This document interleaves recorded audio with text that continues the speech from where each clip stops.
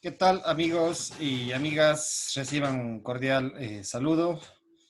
Mi nombre es Elvis Orellana Espinosa, soy psicólogo de profesión, con 12 años ya de experiencia.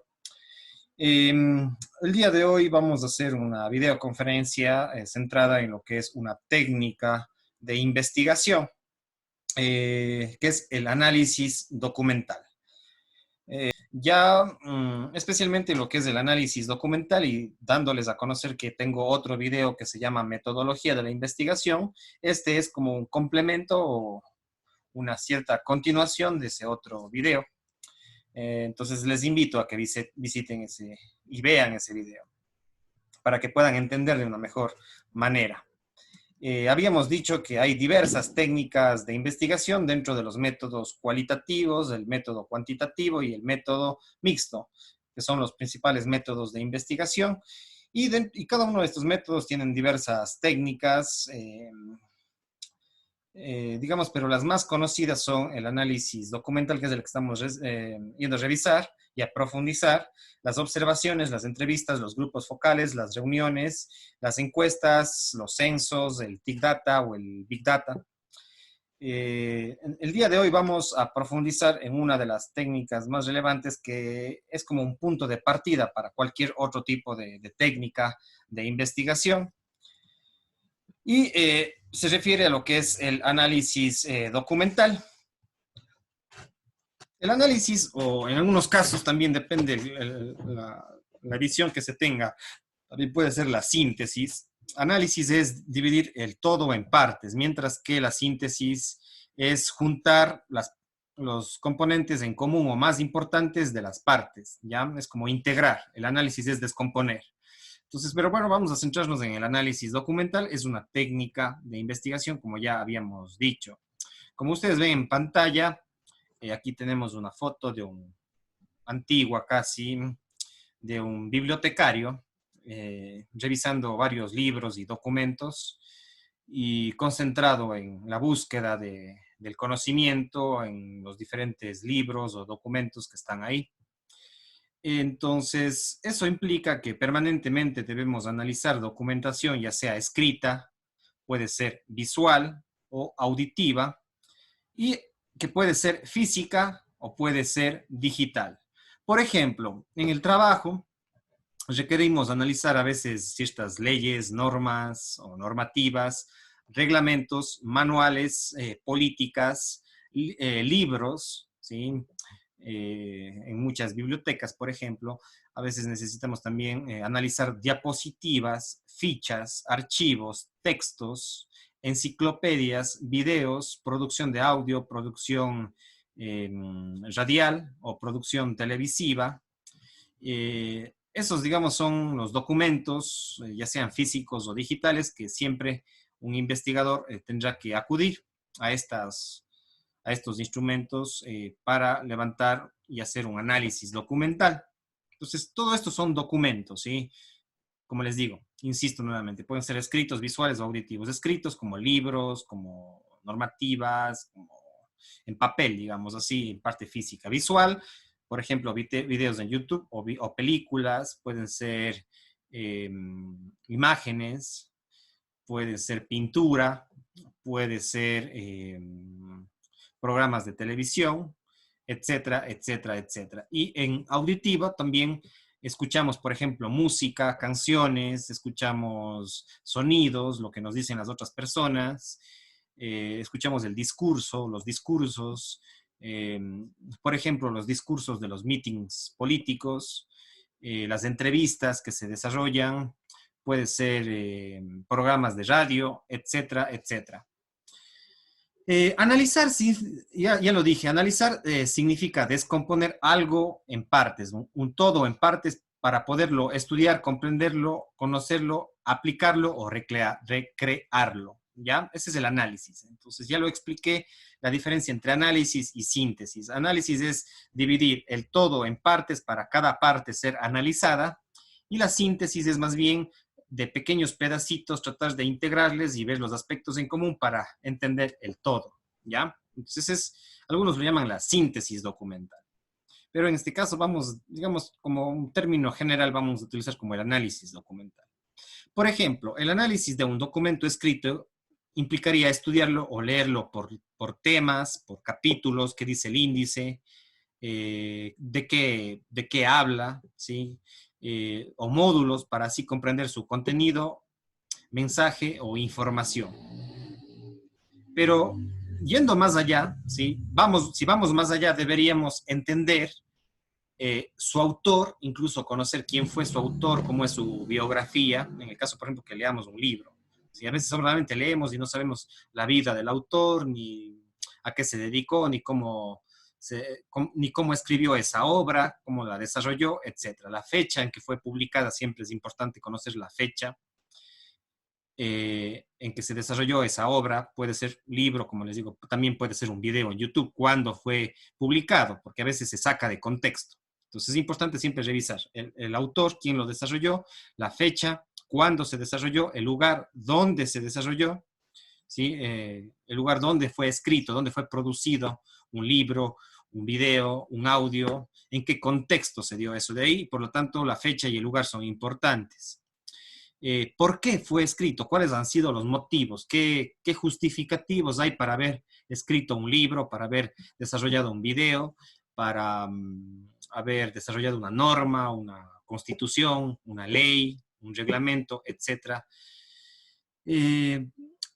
Entonces, ¿por qué fue escrito o desarrollado o producido? ¿Para qué? ¿Sí? ¿Con qué objetivos también? ¿Cuáles fueron los fines de haber escrito o producido un determinado documento, ya sea escrito o visual o auditivo? ¿Cómo fue escrito? ¿Cómo se desarrolló ese proceso de escritura? Por ejemplo, preguntarnos, ¿en qué época fue escrita la Biblia? ¿Sí? ¿Cuáles eran los años más o menos? ¿Alguien sabe? ¿Se han preguntado ustedes la Biblia cuándo fue, la Biblia católica o cristiana, cuándo fue escrita? ¿Cuáles eran los años? Entonces, ¿cómo fue escrita? ¿Sí? ¿En qué documentación? ¿En qué idioma? ¿Cuál fue el contexto en el cual se surgieron esos libros? Si escribió solo uno o varios autores, si es que se le conoce a esos autores, cuál es su biografía, etcétera. Y así cualquier libro o cualquier obra, hay que preguntarnos el qué, cómo, quién, cuándo, dónde y por qué se desarrolló esa obra. Siempre es importante. Y ahora que estamos en redes sociales, por ejemplo, vemos una información que surge de pronto, de que comparte algún amigo, un conocido en Facebook, y de pronto a veces no sabemos, no nos preguntamos ni por qué se desarrolló eso, quién está detrás de ese mensaje, cuál lo publicó, por qué lo publicó, ¿sí? ¿Qué sentido tiene? Eh, Etcétera, etcétera, ¿sí? Entonces,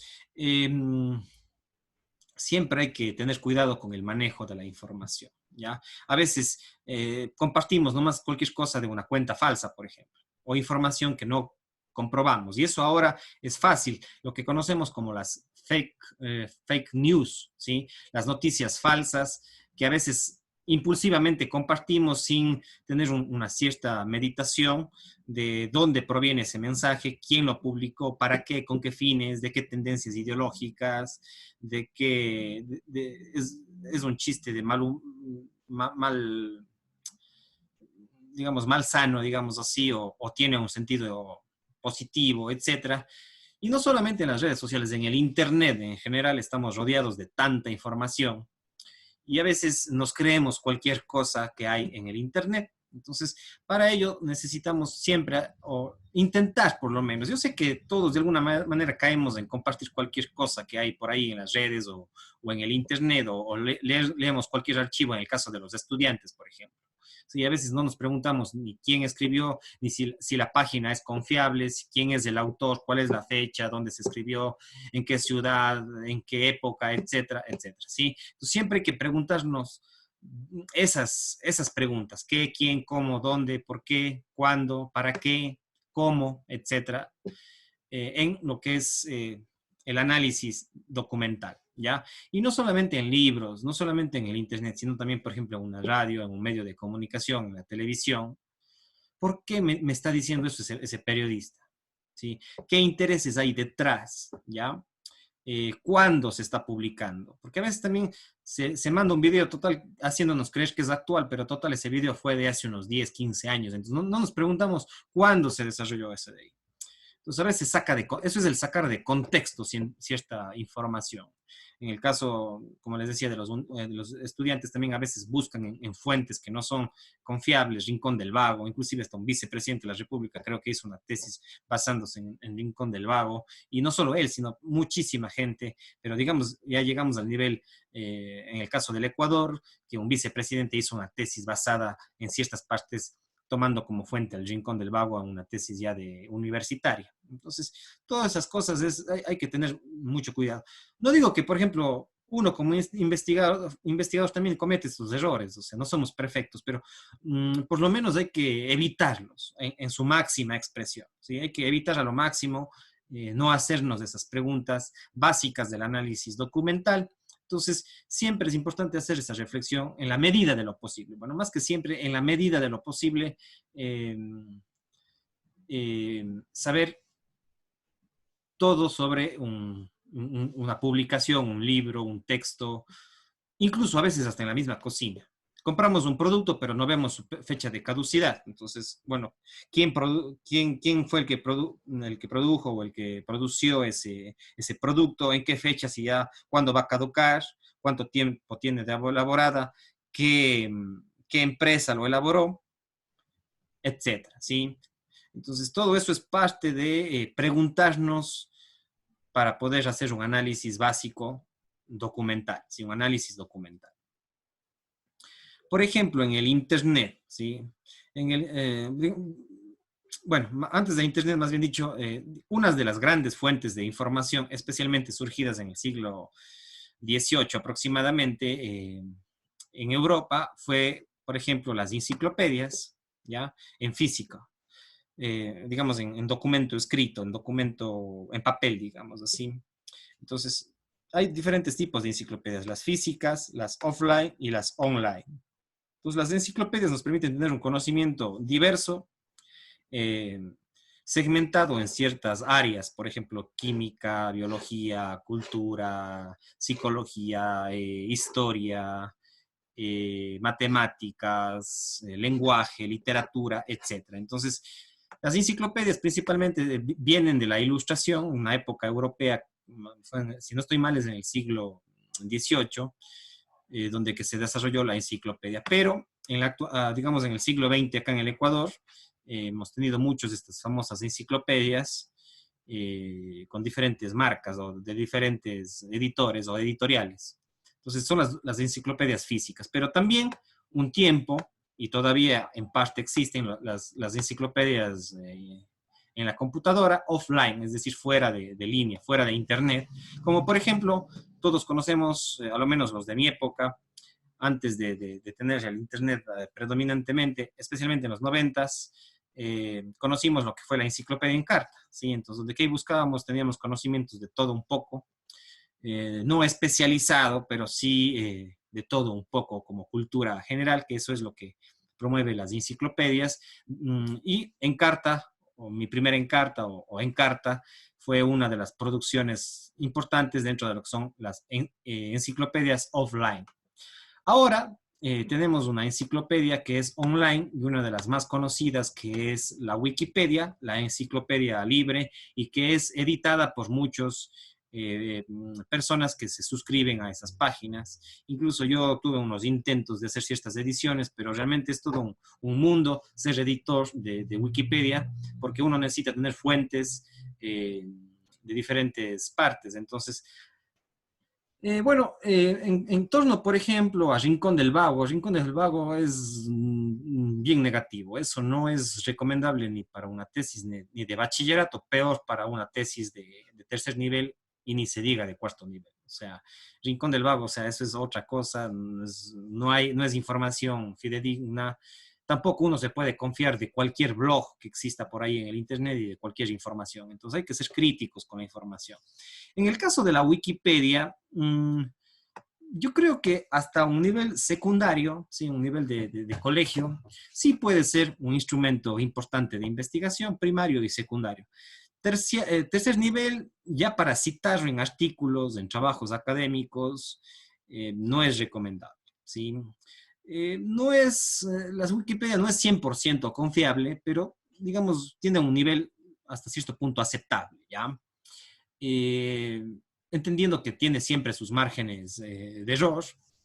Entonces, por ejemplo, personalmente yo sí utilizo la Wikipedia, pero más como conocimiento general. A mí me gusta leer mucho la Wikipedia como conocimiento y cultura general.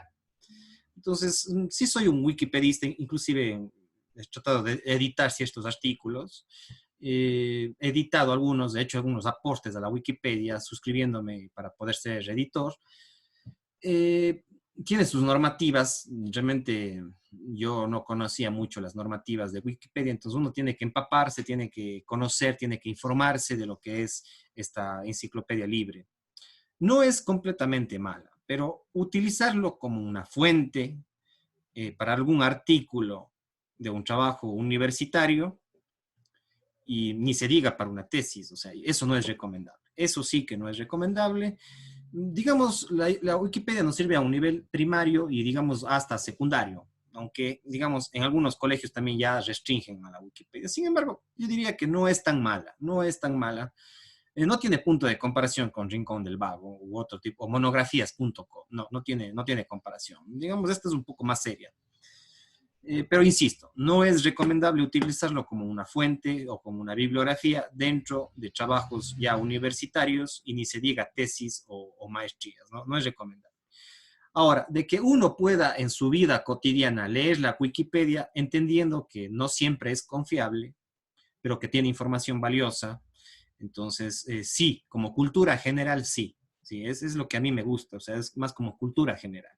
Pero de que me fíe al 100% de estas fuentes, pues no, no es tan así. Pero digamos que es una primera fuente básica, ¿sí? Para investigar un conocimiento general de algún tema.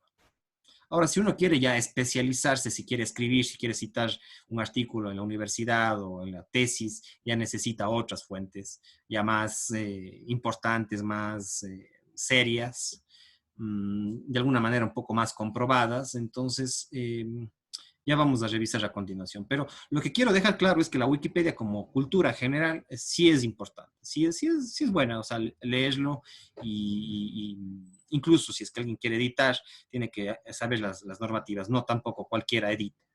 Claro que tienen sus sesgos. Yo he visto hay otros editores dentro de la Wikipedia que tienen sus sesgos y hay artículos que no están completamente bien. Pero digamos, más de un 70% en sus artículos son de cultura general. Ya si es que queremos a ir a investigaciones más profundas, más serias, para desarrollar artículos académicos, etcétera, ya necesitamos otras fuentes que vamos a verlo después, ya las bibliotecas, que esas sí son más importantes. Pero digamos, otra fuente es Internet en general, es una mega biblioteca, hemeroteca y un centro de documentación digital importante. Entonces, el Internet como tal es una mega biblioteca. Digamos que el principal buscador es Google, que ahí uno puede buscar, inclusive dentro de Google hay una parte que dice Google académico, que se utiliza para educación. Y ese sí es un poco más serio que la Wikipedia, por supuesto. Sin embargo, no hay mucha información, ¿ya? Pero sí tenemos varios temas para poder investigar en Google y en Google académico. Entonces, es la más conocida, pero de ahí, por ejemplo, tenemos otros buscadores, Yahoo, tenemos Hotmail, tenemos varios buscadores, ¿ya? Digamos, pero el más conocido, el que más lo utilizamos acá, a lo menos en América, es Google. Pero ustedes pueden poner, dentro del mismo Google, pueden poner cuáles son los mejores buscadores y que hacen competencia a Google. Porque hay que tener en cuenta que Google también es una mega empresa que es prácticamente un monopolio de los buscadores de información. Ya, por otro lado están las redes sociales que ya mencioné, que son también una fuente de documentación, no necesariamente de investigación, pero sí como fuentes, digamos así. A veces el Facebook mismo sí es un laboratorio para entender el comportamiento de las personas, pero por supuesto no nos vamos a fiar de cualquier información de Facebook, hay que ver, insisto nuevamente, qué, quién, cómo, cómo lo dice, cómo se desarrolla esa información, qué perfil tiene el que escribió, el autor, es que realmente es un cualquiera o realmente si es un investigador, si realmente es un profesional, etcétera, dependiendo del campo que nosotros queramos investigar. Entonces también es analizar el Internet, es analizar documentación. Porque dentro del Internet hay documentos escritos, de texto, auditivos, visuales, etcétera, etcétera. Y también tenemos a YouTube y su principal competencia, que es Vimeo. ¿Sí? YouTube y Vimeo como fuentes de videos, ¿sí? Donde que ahí hay canales de todo. Algún rato haré un video más concreto sobre los canales, especialmente en YouTube, que sigo y que me parecen muy, muy interesantes de acuerdo a cada área. Entonces, de alguna manera, YouTube y Vimeo sí nos dan un aporte importante, dependiendo, hay que saber bien también así, lo mismo que en cualquier parte, hay que preguntarnos quién es el autor, quién hace el video, cómo lo hace, por qué lo hace, cuáles son sus objetivos, cuál es su perfil profesional, eh, quién es esa persona, ¿sí? ¿De dónde saca esos contenidos? Entonces, siempre son las preguntas básicas que yo ya había mencionado acá, ¿sí? Que son siempre necesarias hacerse, perdón. ¿Quién es el autor, la fecha, el lugar? Insisto y soy insistente en esto. ¿Por qué fue escrito? ¿Para qué? ¿Cómo fue? ¿Cuáles han sido los objetivos? Etcétera, etcétera. Entonces, en YouTube hay de todo, ¿sí? Hay de todo, hay información de todo. ¿Ya? Entonces uno tiene que saber hacerse esas preguntas para poder saber qué información es la correcta y cuál no es tan correcta. Entonces, es recomendable YouTube. Yo utilizo muchísimo para conferencias, a lo menos en mi especialidad, que es la psicología social, la psicología política, la cultura, etcétera. Ya la filosofía, por ejemplo, también. Entonces hay canales muy interesantes y autores y youtubers muy, muy importantes. Pero también hay basura, también hay información basura, no sabemos quiénes son los que desarrollan esa información y hay canales basura.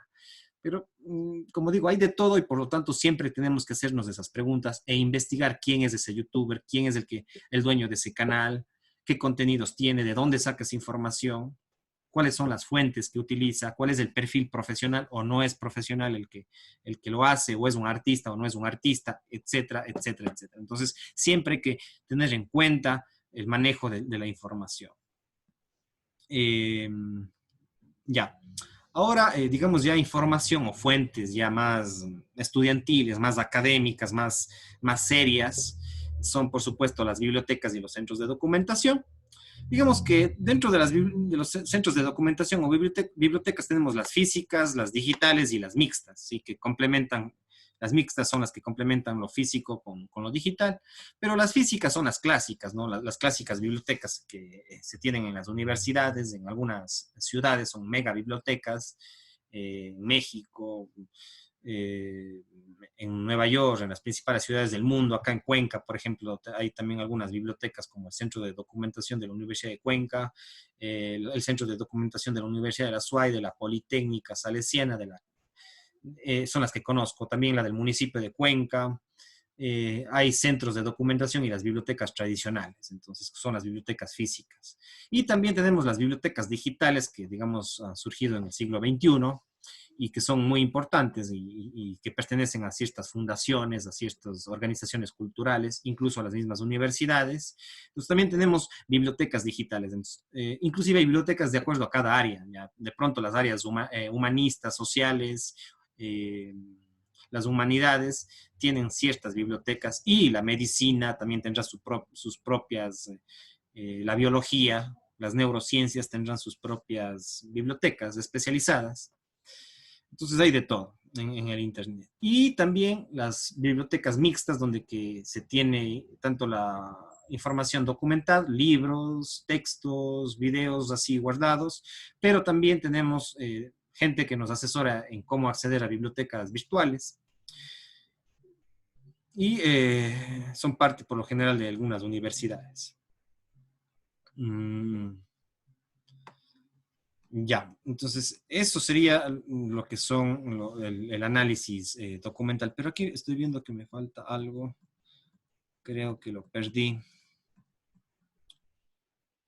Ya, por ejemplo, eso me faltó profundizar. Bueno, como les digo, en Cuenca las bibliotecas que yo conozco, acá en el Azuay, donde estoy ubicado, en Gualaceo creo que ya la biblioteca fue cerrada, lamentablemente, donde estoy acá a 35 kilómetros aproximadamente de Cuenca, acá en el sur del Ecuador. En Gualaceo, lamentablemente, no hay una biblioteca, ¿sí? Esa es una cuestión lamentable. La pobreza cultural que existe es que un pueblo no tenga biblioteca, ¿ya? A pesar de que haya internet, lamentablemente nuestra biblioteca se cerró. Depende mucho de nuestras autoridades, de los colegios, de los centros de educación que existen acá y de las autoridades públicas también. Entonces, lamentablemente en Gualaceo no tenemos un centro de documentación físico y tampoco mixtos que puedan asesorar en lo que es el acceso a bibliotecas eh, digitales. No sé si en los cafés de Internet haya gente, los dueños de los cafés de Internet sepan sobre el acceso a bibliotecas digitales y cómo utilizarlas. Lamentablemente en Gualaceo no hay eso de ahí, ¿sí? Es una situación complicada, pero en el caso de Cuenca sí hay. Por ejemplo, una de las más grandes es como les decía yo, el Centro de Documentación Juan Bautista Vázquez, me parece que se llama el Centro de Documentación o Biblioteca de la Universidad de Cuenca. La de la Universidad de La Soy también tiene su seriedad, es un poco grande también. Y otras es la biblioteca municipal que está en la calle Benigno Amalo y Sucre, si no me equivoco, junto a Etapa, que es la Biblioteca Municipal Daniel Córdoba, me parece que se llama esa biblioteca. Entonces también hay información y hay un centro de documentación. Pero lamentablemente en el Azuay no hay una verdadera biblioteca así grande, como por ejemplo la Biblioteca Vasconcelos en México, por ejemplo, se me viene a mí a la mente, que es una mega biblioteca, realmente es espectacular. Busquen en internet la Biblioteca Vasconcelos en México, que es impresionante, que es un centro de documentación, es un centro de educación, o sea, ya es otro nivel, ya en el caso de América Latina. Ya seguramente en otros países también, como Estados Unidos, tuve la oportunidad de visitar algunas bibliotecas en Estados Unidos, pequeñitas, más de sectores, de zonas, de barrios, súper interesante. En cada barrio en Estados Unidos hay su biblioteca, su centro de documentación, ya es otro nivel cultural, ¿no? La gente también ya es más educada, le gusta más investigar, le gusta más leer. Entonces acá, lamentablemente, por nuestra situación de subdesarrollo, eh, no tenemos esos niveles de lectura, no tenemos esos niveles de investigación. A excepción, por supuesto, de ciertas personas que les gusta el tema. Entonces, sí es importante conocer sobre cuáles son las diferentes bibliotecas digitales. Por ejemplo, Redalic, en el campo de las ciencias sociales y mi campo, las humanidades, la psicología, es Redalic, sí, es una de las grandes bibliotecas digitales. Otra, por ejemplo, Flaxo Andes, ¿sí? Flaxo, Flaxo, Flaxo, Andes también es otra de las bibliotecas dentro del campo de las humanidades y de las ciencias sociales. Y así cada rama tiene su especialidad. Entonces, hay que googlear, ¿sí? Hay que buscar, o en los diferentes buscadores de Internet, hay que buscar cuáles son las bibliotecas digitales de acuerdo al campo que uno quiera investigar o conocer. La Biblioteca Cervantes, que es español, es un proyecto cultural importante, me parece que está dirigido por Mario Vargas Llosa en España y más tiene que ver con la literatura, la historia. Entonces hay una diversidad de bibliotecas digitales también. Entonces hay que saber buscar la información. Insisto y repito, qué información busco, qué tema, cuál es el autor, quién es el autor, cuál es su perfil bibliográfico, por qué escribió ese libro o esa obra o ese documento o esa producción, cómo lo hizo, para qué lo hizo, cuándo lo hizo, en qué lugar se hizo esa obra, ese libro, ese audio, ese video. Entonces, eso sería lo que son el análisis documental. Entonces, un primer paso para la investigación es el análisis documental.